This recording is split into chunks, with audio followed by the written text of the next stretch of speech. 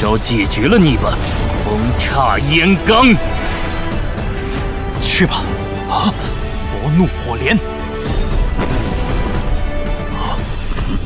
Setelah kekalahan Guhe oleh Xiaoyan, Yun San pun dia sangat marah, yang akhirnya pertarungan antara Yun San dan Xiaoyan pun tidak terhindarkan. Dalam pertarungan ini Xiaoyan harus terdesak oleh Yun San seorang elit dojong. Dan ketika Yun San akan menghajar Xiaoyan, tiba-tiba sosok misterius muncul dan langsung menyerang Yun San, yang membuat Yun San terpental dan memuntahkan darah. Yun San yang menerima serangan tiba-tiba dia kaget, untung saja tidak serangan jantung karena suka merokok.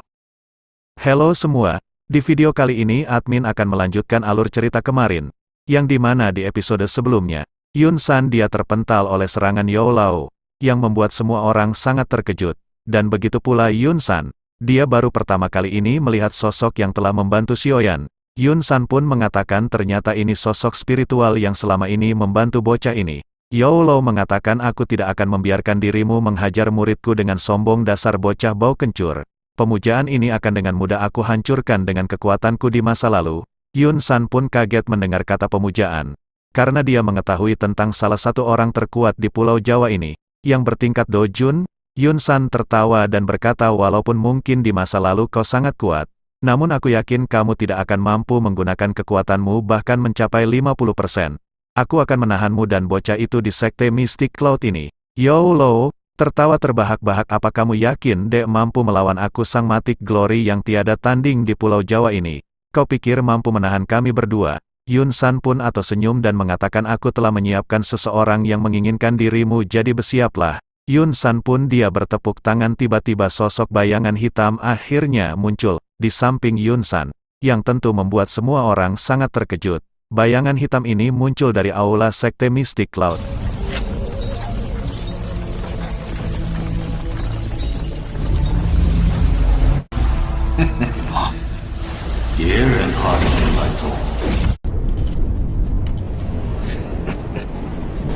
Bahkan Yun Yun yang melihatnya pun dia sangat kaget karena dia tidak mengetahui ada sosok bayangan hitam di aula Mystic Cloud. Munculnya sosok bayangan hitam itu membuat semua orang kaget. Yun Yun pun bertanya-tanya mengapa sosok itu muncul dari sekte Mystic Cloud, dan tidak ada yang memberitahuku tentang bayangan hitam itu. Di sisi lain Jalau dia bertanya-tanya siapa sosok bayangan hitam itu. Hai Bodong pun mengatakan sepertinya itu adalah bantuan untuk Yun San. Para ketua tahu sosok bayangan itu bukanlah orang biasa. Pasti dia akan merepotkan mereka. Hai Bodong memerintahkan kepada para ketua untuk segera mengalahkan musuh mereka, agar kita segera bisa bergabung dengan Xiaoyan untuk melawan Yun San. Akhirnya para ketua pun mereka saling baku hantam lagi untuk mengalahkan musuh mereka agar mereka bisa membantu Xiaoyan. Cerita berpindah kepada Xiaoyan dan gurunya. Mereka berdua pun sangat terkejut dengan munculnya bayangan hitam itu. Namun Yao Lao dan Xiaoyan mereka tahu bahwa itu adalah orang dari sekte Hall of Soul yang memang mengincar tubuh dari Yao Chen. Tentu melihat hal ini, Xiaoyan pun sangat marah karena dia melihat ternyata Yun San, si Epic Glory itu telah berhubungan dengan sekte Hall of Soul. Yun San pun dia tersenyum dengan munculnya bayangan hitam itu, yang dia panggil Protektor Wu. Cerita berpindah kepada Protektor Wu. Dia mengatakan akhirnya aku menemukanmu Yao Chen, aku sudah berkeliling Pulau Jawa ini untuk mencarimu. Pasti jika aku membawamu pulang ke sekte Hall of Soul, ketua sekte Hall of Soul akan senang jika aku hadiahkan dirimu. Yao Lao mengatakan sekte Hall of Soul dahulu sungguh beruntung. Mereka memanfaatkan Han Feng si Epic Glory dengan cara mengkhianatiku. Yao Lao mengatakan hari ini akan memberikan pelajaran kepada Hall of Soul. Tiba-tiba bayangan hitam itu memancarkan mata merah darahnya menatap Yao Lao dan Xiaoyan. Di sisi lain Yao Lao pun mengatakan kepada Xiaoyan, sepertinya sekarang aku tidak akan bisa membantumu melawan Yun San. Pasti aku akan disibukkan oleh bayangan hitam itu. Xiaoyan pun mengangguk dan mengatakan tenang saja guru, aku sang Matic Glory akan membuat Yun San turu. Guru fokus saja berhadapan dengan bayangan hitam itu yang berasal dari sekte Hall of Soul. Yun San pun mengatakan kepada Protektor Wu agar menghadapi Yao Chen, dan dia akan menghadapi Xiaoyan. Protektor Wu mengatakan baiklah, namun jangan bunuh dulu bocah itu. Ada benda yang masih aku inginkan dari bocah itu.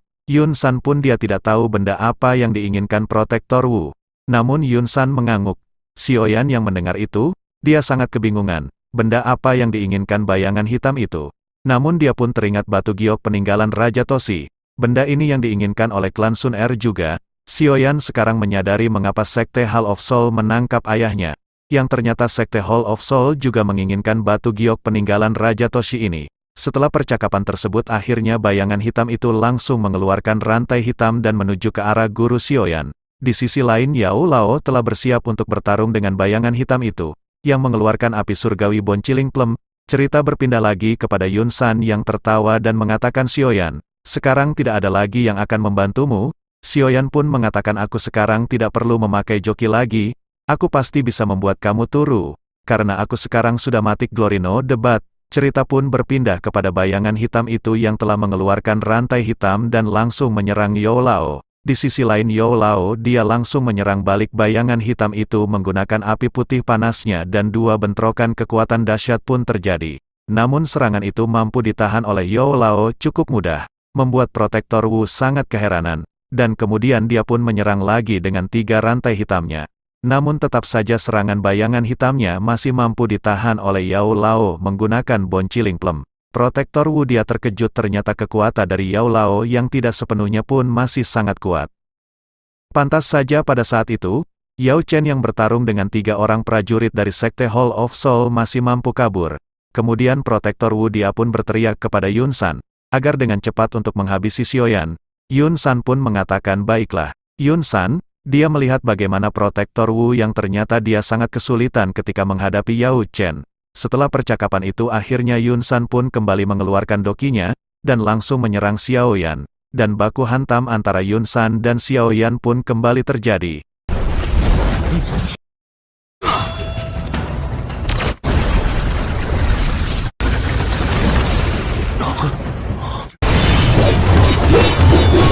Di sini Yun San pun berniat untuk dengan cepat menghabisi Xiaoyan. Karena tentu saja jika Xiaoyan berhasil dikalahkan maka perang besar ini akan terhenti. Dan begitu pula Yao Chen. Yun San pun dia langsung mengeluarkan pedangnya dan langsung mencoba menyerang Xiaoyan. Di sisi lain Xiaoyan dia mengalirkan dokinya ke seluruh tubuh. Dan untuk kesekian kalinya 2 bentrokan kekuatan dahsyat pun terus terjadi antara Xiaoyan dengan Yun San.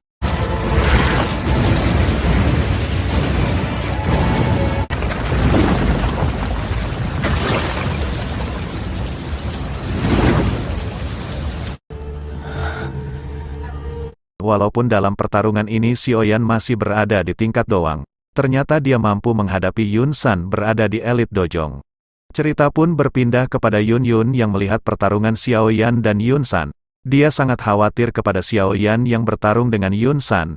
Yun Yun dia melihat Yun San telah mengeluarkan teknik untuk membunuh bahkan berlevel tingkat Do Huang. Yun Yun pun dalam hatinya dia pun tidak ingin melihat mereka berdua akan mati dalam pertarungan ini. Karena mereka berdua sangatlah berarti bagi kehidupannya. Di sisi lain para ketua yang melihat pertarungan Xiaoyan dan Yun San mereka juga khawatir. Karena mereka melihat dalam pertarungan ini Xiaoyan pun sedikit terdesak akibat kekuatan dari Yun San. Para ketua mereka sangat ketakutan melihat serangan mematikan Yun San dengan gelombang yang besar.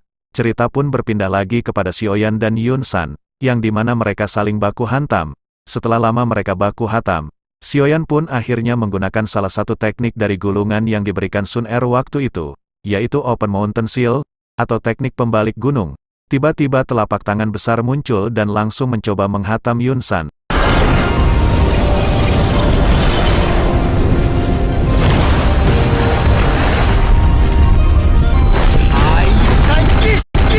Dan di sisi lain Yun San yang melihat serangan mematikan. Dia pun langsung berbalik dan mencoba menahan serangan tersebut, dan akhirnya bentrokan kekuatan dahsyat pun kembali terjadi.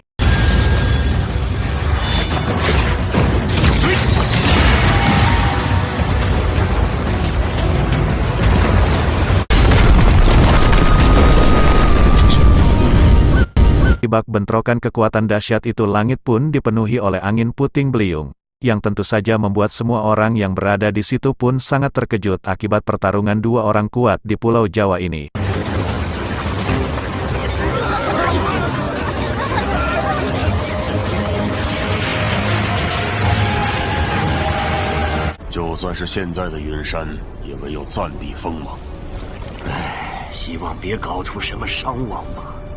Dan setelah bentrokan kekuatan dahsyat itu langit pun kembali cerah dan tiba-tiba terlihat 2 sosok yang masih berdiri, yang tidak lain, Yun San dan Xiaoyan. Di sini Xiaoyan pun menerima luka yang cukup parah akibat bentrokan itu.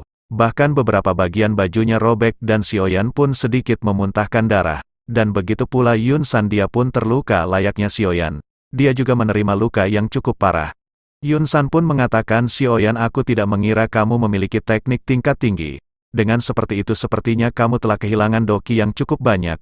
Xiaoyan dia hanya terdiam mendengar perkataan Yun San karena apa yang dikatakan Yun San memang benar. Xiaoyan pun dia memang telah kehilangan banyak dokinya. Dia pun melihat cincin yang diberikan oleh gurunya. Xiaoyan berniat untuk menggabungkan 3 api surgawi membuat Buddha Puri Tang Lotus. Xiaoyan pun langsung meminum pil terlebih dahulu untuk memulihkan dokinya. Namun tiba-tiba Yun San telah kembali menyerang Xiaoyan dengan kecepatan kilat. Yun San pun langsung berniat untuk menghajar Xiaoyan dengan cakarnya. Xiaoyan yang melihat serangan itu langsung mengeluarkan pedangnya dan benturan di antara mereka terjadi lagi.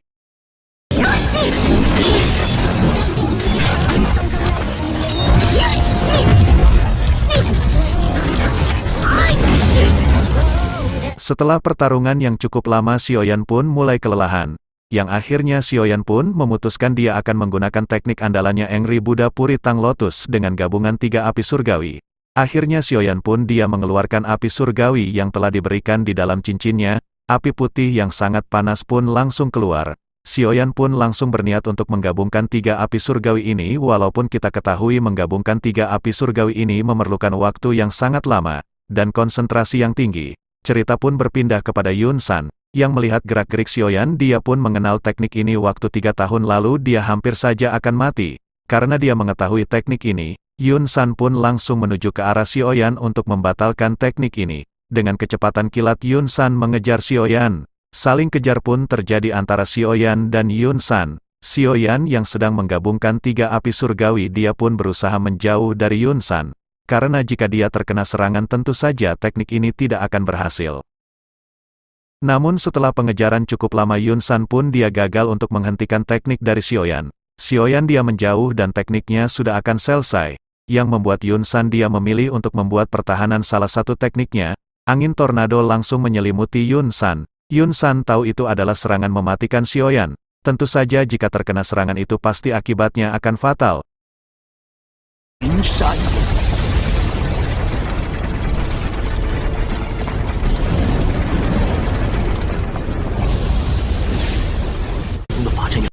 Di sisi lain dengan susah payah, akhirnya Xiaoyan sudah akan berhasil menggabungkan 3 api surgawi ini untuk menghajar bocah epik Yun San.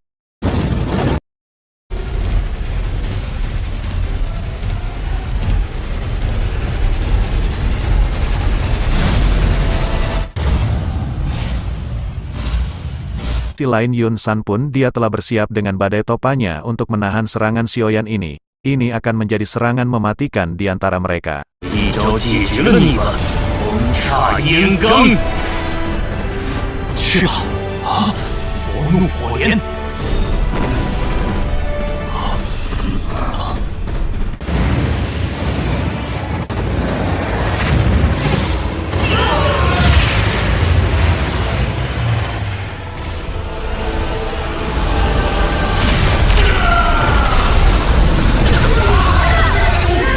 Akhirnya bentrokan 2 kekuatan dahsyat pun kembali terjadi. Tentu saja bentrokan kekuatan dahsyat ini membuat semua orang sangat terkejut. Bahkan Jian, Lin Suya, Liu Qing dan yang lain mereka tidak percaya dengan kekuatan yang dimiliki oleh Xiaoyan.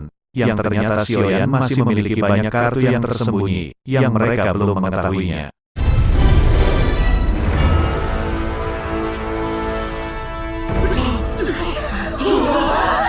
Dan setelah ledakan yang mengerikan itu, akhirnya terlihat 2 sosok yang masih berdiri. Namun itu bukan Xiaoyan ataupun Yun San. Itu adalah Protektor Wu dan Yao Lao Wu. Namun akibat ledakan tersebut mereka berdua pun terkena dampaknya sampai-sampai baju mereka hancur. Dan setelah itu terlihat 2 orang terjatuh dari atas langit. Yang ternyata itu adalah Yun San dan Xiaoyan. Mereka terluka cukup parah. Namun, terlihat Xiaoyan kembali bangkit. Dan dia langsung mengejar Yun San yang telah sekarat. Akhirnya Xiaoyan pun dia akan membalaskan dendam apa yang telah dilakukan Yun San kepada keluarganya.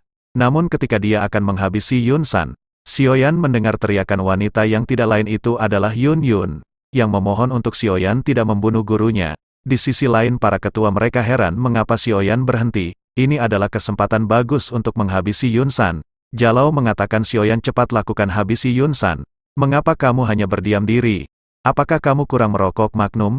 Namun Yao Lao dia percaya kepada Xiaoyan, dia pasti akan menghabisi Yun San setelah apa yang dilakukan Yun San kepada keluarganya.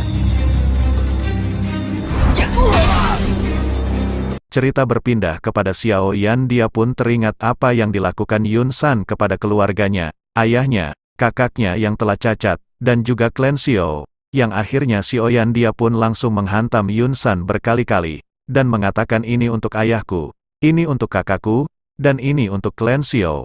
Yang akhirnya Yun San dia pun terbantai, dia harus memuntahkan darah dan beberapa tulang hancur dan terpental jauh oleh Xiaoyan.